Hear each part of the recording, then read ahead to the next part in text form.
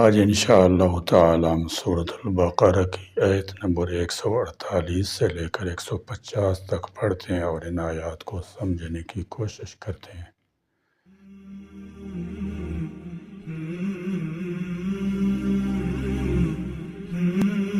اعوذ باللہ من الشیطان الرجیم، بسم اللہ الرحمن الرحیم۔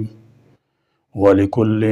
وِجْهَةٌ هُوَ مُوَلِّيهَا فَاسْتَبِقُوا الْخَيْرَاتِ أَيْنَمَا تَكُونُوا يَأْتِ بِكُمُ اللَّهُ جَمِيعًا إِنَّ اللَّهَ عَلَى كُلِّ شَيْءٍ قَدِيرٌ وَمِنْ حَيْثُ خَرَجْتَ فَوَلِّ وَجْهَكَ شَطْرَ الْمَسْجِدِ الْحَرَامِ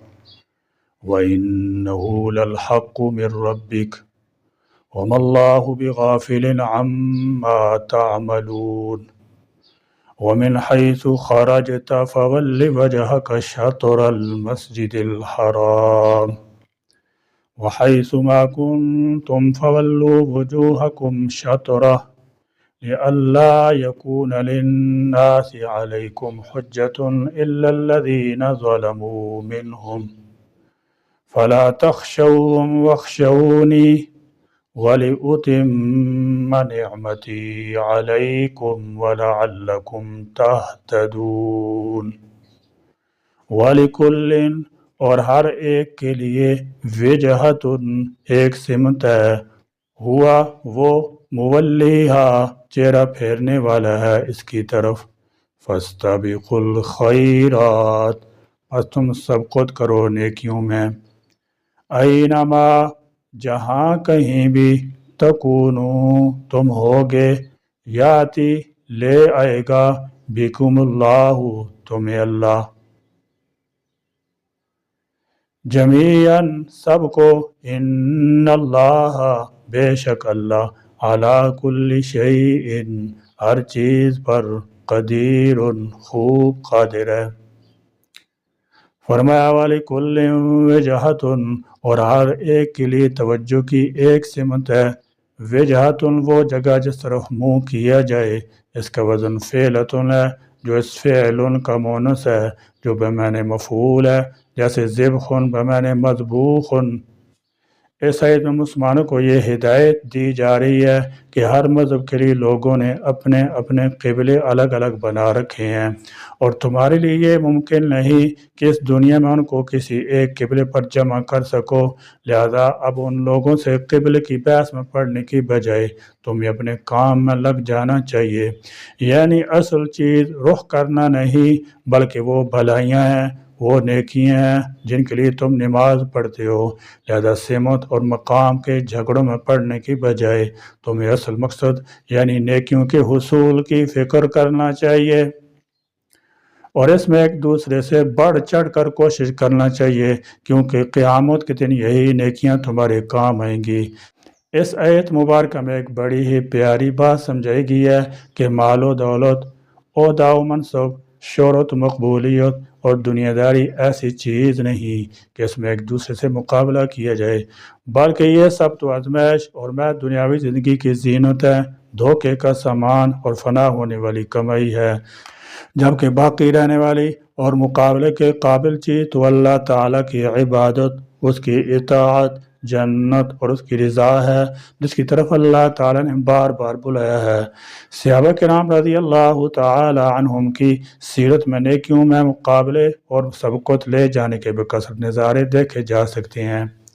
جیسے حضرت عمر فاروق رضی اللہ تعالی عنہ غزوہ تبوک میں گھر کا آدھا مال خیرات کرنے کے لیے لائے تو حضرت سیدنا صدیق اکبر رضی اللہ تعالی عنہ گھر کا سارا سامان لے آئے۔ صحابہ کرام رضی اللہ تعالی عنہ میں باپ بیٹے میں جہاد میں شرکت کے لیے بحث ہوتی، ہر کوئی کہتا کہ میں شرکت کروں گا، تم گھر پر رہو، حتیٰ کہ معذور صحابہ کرام رضی اللہ تعالی عنہ بھی راہ خدا میں شہادت کے لیے بے قرار رہتے، غربت و بے کسی کی وجہ سے راہ خدا میں سفر نہ کر سکنے والے روتے تھے۔ ایک صحابی رضی اللہ تعالی عنہ اگر آدھی رات عبادت کرتے تو دوسرا پوری رات، ایک اگر تہائی قرآن کی تلاوت کرتا تو دوسرا آدھے قرآن کی۔ مطلب یہ ہے کہ اصل چیز نیکیوں میں سبقت ہے، اس کا اہتمام کرو، تم جہاں بھی ہوگے تمہیں اللہ کے حضور پیش ہونا پڑے گا، جیسے کہ سورۃ بقرہ کی آیت نمبر 177 میں فرمایا، نیکی یہ نہیں کہ تم اپنے منہ مشرق اور مغرب کی طرف پھیرو، اور لیکن اصل نیکی اس کی ہے جو اللہ، یوم آخرت، فرشتوں، کتابوں، نبیوں پر ایمان لائے اور مال دے اس کی محبت کے باوجود قرابت والوں، یتیموں، مسکینوں اور مسافر اور مانگنے والوں کو، اور گردنیں چھڑانے میں، اور نماز قائم کرے، زکوٰۃ دے، اور جو اپنا عہد پورا کرنے والے ہیں جب عہد کریں، خصوصاً جو تنگ دستی تکلیف میں اور لڑائی کے وقت صبر کرنے والے ہیں، یہی لوگ ہیں جنہوں نے سچ کہا، یہی بچنے والے ہیں۔ نیکیوں میں سبقت میں نماز کو وقت پر ادا کرنا، پہلی صف میں پہلی تکبیر کے ساتھ شامل ہونا، اس طرح جہاد کی اولین صفوں میں پہنچنا بھی شامل ہے۔ اللہ تعالی ہمیں بھی نیکیوں میں ایک دوسرے سے سبقت لے جانے کی توفیق اور جذبہ عطا فرمائے۔ وَمِنْ حَيْثُ، اور جہاں سے، خرجتا، آپ نکلیں، فولی، پس کر لیں، وجہ کا، اپنا رخ، شطر المسجد الحرام، طرف مسجد حرام کے، وَإِنَّهُ، اور بے شک یہی، لَلْحَقُ، حق ہے، مِن رَبِّکَ، آپ کی رب کی طرف سے، وَمَا اللَّهُ، اور نہیں ہے اللہ، بِغَافِلٍ، بے خبر، عَمَّا، اس سے جو، تَعْمَلُونَ، تم عمل کرتے ہو۔ اللہ تعالیٰ جل شانہ نے مسجد حرام کی طرف رخ کرنے کا حکم ان آیتوں میں 3 مرتبہ دہرایا ہے۔ اس سے ایک تو حکم کی اہمیت تاکید جتلانی مقصود ہے، دوسرے یہ بھی بتانا ہے کہ قبلے کا رخ کرنا صرف اس حالت میں نہیں ہے کہ جب کوئی شخص بیت اللہ کے سامنے موجود ہو، بلکہ جب مکہ مکرمہ سے نکلا ہوا ہو تب بھی یہی حکم ہے، اور کہیں دور چلا جائے تب بھی یہ فریضہ ختم نہیں ہوتا۔ البتہ یہاں اللہ تعالیٰ نے سمت کا لفظ استعمال فرما کر اس طرف بھی اشارہ کر دیا ہے کہ کعبے کا رخ کرنے کے لیے ضروری نہیں کہ انسان کعبے کے 100% سیدھ میں ہو، بلکہ اگر سمت وہی ہے تو کعبہ کی طرف رخ کرنے کا حکم پورا ہو جائے گا، اور انسان اس معاملے میں اتنا ہی مکلف ہے کہ وہ اپنے بہترین ذرائع استعمال کر کے سمت صحیح متعین کر لے۔ ایسا کر لینے کے بعد اس کی نماز ہو جائے گی، یعنی فرض نماز میں قبلے کی طرف رخ کرنا ایسا حکم ہے کہ سفر میں بھی اس کا اہتمام ضروری ہے۔ کوئی یہ نہ سمجھے کہ سفر کی مشقت کی بنا پر یہاں تخفیف ہوگی، بلکہ اللہ تعالیٰ کا فرمان ہے وَإِنَّهُ لَلْحَقُّ مِن رَبِّكَ، اس حکم کی تاکید کے لیے ہے، اور وَمَا اللَّهُ بِغَافِلٍ عَمَّا تَعْمَلُونَ اس کی مخالفت سے ڈرانے کے لیے ہے تاکہ اسے معمولی سمجھ کر کوئی نظر انداز نہ کرے۔ وَمِنْ حَيْثُ، اور جہاں سے، خرجتا، آپ نکلیں، فولی، پس کر لیں، وجہ کا، اپنا رخ، شطر المسجد الحرام، طرف مسجد حرام کے، وحیث ما، اور جہاں کہیں بھی، کنتم، تم ہو، فولو، تو پھیر لو، وجوہکم، اپنا رخ، شطرہ، اس کی جانب، لئلا، تاکہ نہ، یکونا، رہے، للناس، لوگوں کے لیے، علیکم، تم پر، حجتن، کوئی دلیل، الا، سوائے، الذین، ان لوگوں کے جنہوں نے، ظلموا، ظلم کیا، منہم، ان میں سے، فلا تخشوہم، پھر نہ ڈرو تم ان سے، وخشونی، اور بلکہ مجھ ہی سے ڈرو، وَلِيُتِمَّ، تاکہ میں پوری کروں، نعمتی، اپنی نعمت، علیکم، تم پر، وَلَعَلَّكُمْ، اور شاید کہ تم، تہتدون، ہدایت پاؤ۔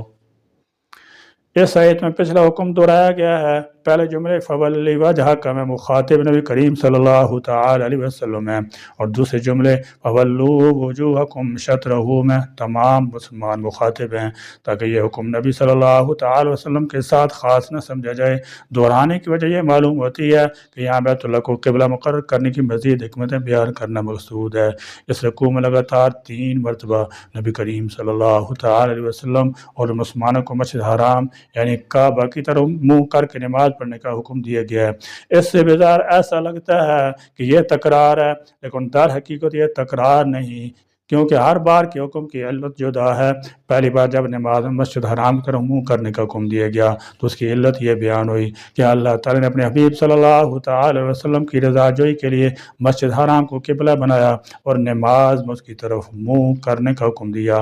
دوسری مرتبہ جب مسجد حرام کی طرف منہ کرنے کا حکم دیا گیا تو اس کی علت یہ بیان فرمائی کہ اللہ تعالیٰ نے ہر امت کا الگ الگ قبلہ بنایا ہے جس کی طرف منہ کر کے وہ نماز پڑھتے ہیں، اور جب امت محمدیہ بھی ایک امت ہے تو ان کا قبلہ مسجد حرام کو بنایا اور اس کی طرف منہ کر کے انہیں نماز پڑھنے کا حکم دیا گیا۔ تیسری مرتبہ جب یہ حکم دیا گیا تو اس کی یہ علت بیان فرمائی کہ قبلہ کے معاملے میں یہودی مسلمانوں کے خلاف حجت قائم نہ کر سکیں۔ وَحَيْثُ مَا كُنْتُمْ فَوَلُّوا وُجُوهَكُمْ شَطْرَهُ، اور اے مسلمانوں تم جہاں کہیں ہو اپنا منہ اسی کی طرف کرو۔ اس آیت مجموعی طور پر لوگوں سے فرما دیا گیا کہ تم حالت سفر میں ہو یا حالت اقامت میں، جنگ البیابان میں ہو یا شہر میں، ہر جگہ ہر حالت میں ہر وقت تم سب نے نماز میں خانہ کعبہ ہی کی طرف منہ کرنا ہے، تاکہ یہودیوں کے اس اعتراض کا حق نہ رہے کہ ان کی کتابوں میں تو قبلہ کی تبدیلی کا لکھا ہوا تھا، لیکن اس نبی نے تو ایسا ہی کیا ہی نہیں، یا وہ یہ اعتراض نہ کر سکیں کہ یہ نبی ہمارے دین کی وہ تو مخالفت کرتے ہیں، ان قبلہ ہمارے والا ہی مانتے ہیں، اور مشرکین کو یہ اعتراض کرنے کا موقع نہ ملے کہ نبی کریم صلی اللہ تعالی علیہ وسلم نے قریش کی مخالفت میں حضرت ابراہیم اور اسماعیل علیہم السلام کا قبلہ بھی چھوڑ دیا ہے، حالانکہ نبی کریم صلی اللہ تعالی وسلم ان کی اولاد میں سے ہیں اور ان کی عظمت بزرگی مانتے بھی ہیں۔ إِلَّا الَّذِينَ ظَلَمُوا مِنْهُمْ، ظالموں سے نہ ڈرو، یعنی مشرکوں کی باتوں کی پرواہ مت کرو۔ انہوں نے کہا تھا کہ محمد نے ہمارا قبلہ تو اختیار کر لیا ہے، ان قریب ہمارا دین بھی اپنا لیں گے۔ مجھ ہی سے ڈرتے رہو،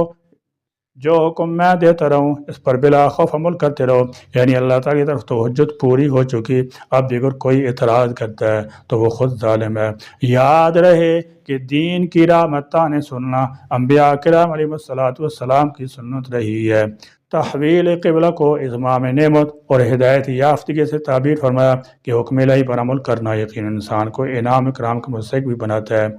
اور ہدایت کی توفیق بھی اسے نصیب ہوتی ہے۔ اس آیت سے معلوم ہوا کہ انسان کو ہر وقت اللہ تعالیٰ کا عذاب پیش نظر رکھنا چاہیے اور کسی بھی کام کو کرنے یا نہ کرنے سے پہلے اس بات پر غور ضرور کر لینا چاہیے کہ یہ کام کرنے یا نہ کرنے سے اللہ تعالی رضا حاصل ہوگی یا اس کا نتیجہ اللہ تعالیٰ کی ناراضگی کی صورت میں ظاہر ہوگا۔ وَلِيُتِمَّ نِعْمَتِي عَلَيْكُمْ، اور تاکہ میں تم پر اپنی نعمت پوری کروں۔ اس آیت کا خلاصہ یہ ہے کہ اے مسلمانوں، جس طرح اللہ تعالیٰ نے اپنے حبیب صلی اللہ تعالی وسلم کو تمہارا رسول بنایا جو کہ تمہارے سامنے حق کی طرف ہدایت دینے والی آیتیں تلاوت فرماتے ہیں، رشد و ہدایت کے راستے کی طرف رہنمائی کرتے ہیں،